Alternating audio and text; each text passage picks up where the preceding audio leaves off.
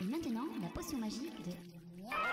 Pollution, hormones, OGM, bisphénol, aspartame, mélène, Monsanto, industriel. Mais où allons-nous? Je crois que c'est cool. Hello hello! En cette première semaine de l'année, j'ai envie de vous offrir les 4 secrets de Catherine Roumanoff pour rester en forme, voire pour perdre du poids ou en gagner si besoin. Pendant que j'y suis, je vous encourage à cliquer sur le pouce et à partager mes vidéos pour m'aider à la diffuser plus largement. J'oublie de le dire à chaque fois, mais c'est important. Catherine Roumanoff, disais-je, une sacrée nana. D'ailleurs, je vous recommande son bouquin, je vous mets le lien ci-dessous, qui est un petit bijou. C'est elle qui l'a illustré et c'est en plus très beau. En tout cas, perso, je suis très sensible à son graphisme. Voilà, je ne sais pas si je vous montre correctement le type de dessin qu'elle a fait. C'est juste très marrant, très pertinent. Et voilà, ça se lit très vite et ça s'applique très facilement en fait.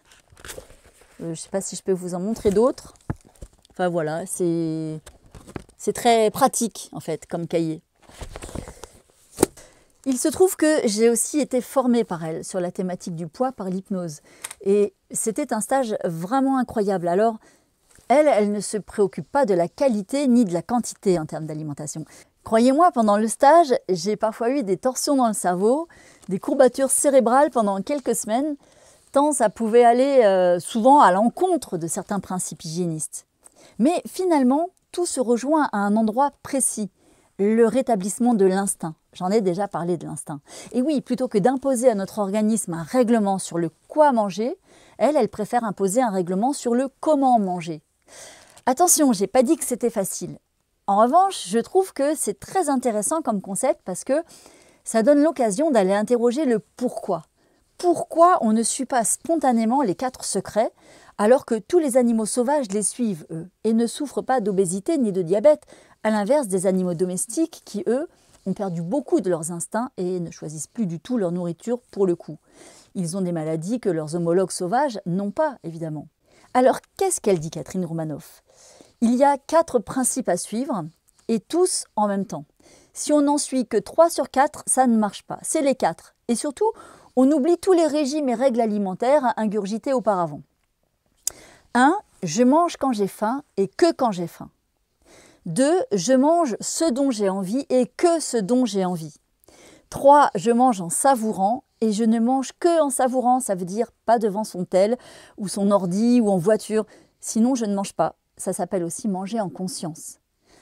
Enfin 4. Je mange jusqu'à satiété, pas plus. Donc j'arrête de manger dès que je n'ai plus faim. On pourrait en faire un mantra à se répéter dès le matin en se brossant les dents. Je ne mange que quand j'ai faim, tout ce dont j'ai envie en conscience et j'arrête à satiété.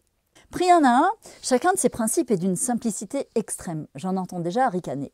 Ben oui, mais combien d'entre nous respectent les 4 en même temps? Si vous avez quelques kilos à perdre, voire beaucoup, et que vous êtes déterminé à réussir cette entreprise, je vous encourage à suivre ces 4 principes. Vous verrez que spontanément, au bout de quelques semaines, vos instincts reviendront et vous empêcheront de vous ruer toutes les 2 heures sur de la malbouffe. Mais attention, les 4 principes en même temps, sinon ça foire forcément. Si c'est difficile, je vous encourage à travailler ça sous hypnose pour aller questionner l'inconscient sur l'utilité qu'il a de ne pas vous permettre de respecter un ou plusieurs de ces 4 piliers. Cette méthode est intimement liée ou du moins optimisée par l'hypnose. Et oui, Catherine, c'est une hypnothérapeute qui a normalisé son poids avec l'outil hypnotique. Et elle n'avait pas que quelques kilos en trop. Alors après, en digne tête chercheuse qu'elle est, elle a continué à chercher et expérimenter sur le sujet et à essayer des trucs en séance avec d'autres personnes malheureuses dans leur corps.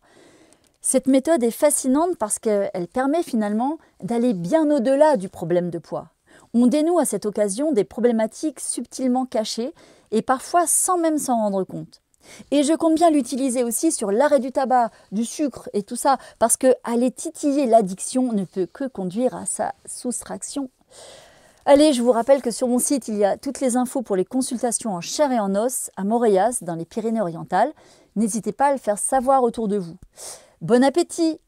Et surtout, je ne mange que quand j'ai faim, tout ce dont j'ai envie, en conscience, et j'arrête à satiété. Je ne mange que quand j'ai faim, tout ce dont j'ai envie, en conscience, et j'arrête à satiété. Je ne mange que quand j'ai faim, tout ce dont j'ai envie, en conscience, et j'arrête à satiété.